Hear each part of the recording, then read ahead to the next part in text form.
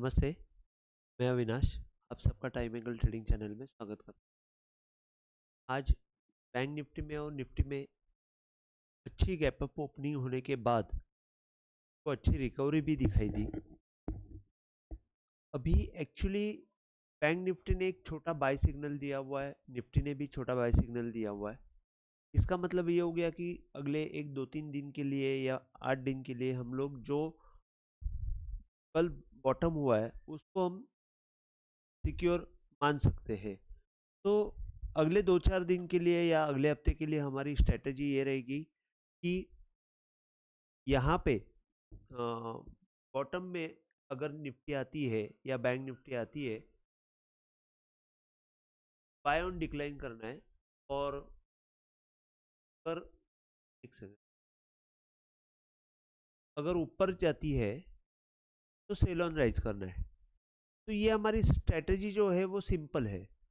अभी इसमें मैं आपको एक बात बताता हूँ कि जब ये हाई और ये लो था, ये लो के नीचे ये नया लो बना, तो ये हाई से ये लो का अगर हम लोग एक्सटेंशन डालते हैं, मतलब गेन परसेंटेज डालते हैं, तो गेन परसेंटेज में क्या हुआ, 1.25 को ब्रेक करके ये मूवमेंट ऊपर की तरफ आई।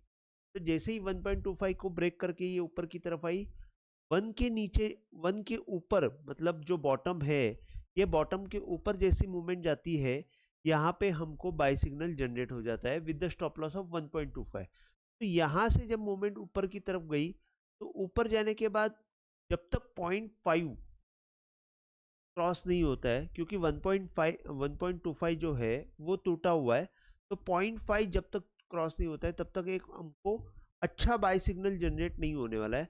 तो अभी बैंक निफ्टी में 44,500 ये थोड़ा सा रेजिस्टेंस का पॉइंट रहेगा, जहां से हमको सेलिंग दिखाई देगी। 44,500 मतलब ये पॉइंट जो है, ये पॉइंट बहुत इंपॉर्टेंट रहने वाला है।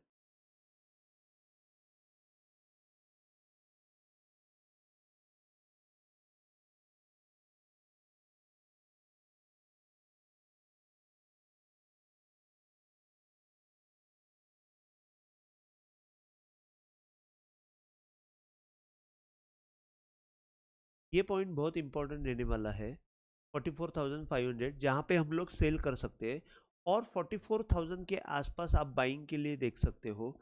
जब तक 44,000 टूटता नहीं है तब तक हमको सेल नहीं करना है, ये पहली बार याद रखना है। 44,000 के आसपास आने के बाद आपको वहां पे एक करीबन 50 पॉइंट का स्टॉप लॉस रख के आपको बाय करना है। इसका टारगेट 44,000 के पास अगर आप बाय करते हो तो 44,173 के ऊपर आपको अगेन एक ऊपर की तरफ मूवमेंट, मतलब मूवमेंट मिलेगी, जो 44,500 तक रहेगी। और अगर 44,500 क्रॉस होता है तो 44,650 और 44,750 यहाँ तक बैंक निफ्टी जा सकती है। तो आने वाले 2-4 दिन में ये मोमेंटम को देखने को मिल सकता है। तो यहाँ पे बैंक निफ्टी में अगर हम लोग देखते हैं तो यहाँ पे एग्जैक्टली इसका, जैसे कि ये लो के नीचे ये लो मारा, तो आप देखेंगे यहाँ से अगर हम लोग अपवर्ड एंगल डालते हैं तो वो अपवर्ड एंगल के ऊपर ही होल्ड हुई है ये निफ्टी। जैसे ये अपवर्ड एंगल के नीचे आएगी, थोड़ा सा प्रेशर आएगा और 44,000 के आसपास हमको बैंक निफ्टी आते हुए दिखेगी। तो ये हुआ बैंक निफ्टी का। निफ्टी के बारे में मैं बताता हूँ। निफ्टी में भी सेम केस हुआ है। जैसे ये लो के नीचे ये लो मारा है, ये लो के नीचे ये लो मारा है, तो हाई और लो का अगर हम लोग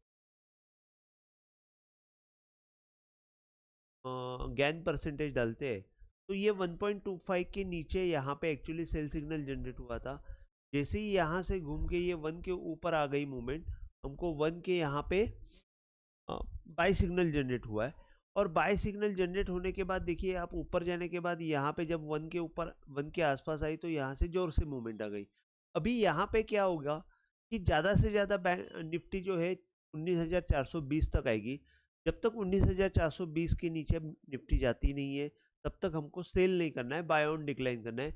ऊपर की तरफ जब तक 19,650 क्रॉस नहीं होता है तब तक हमको ऊपर सेल करना है।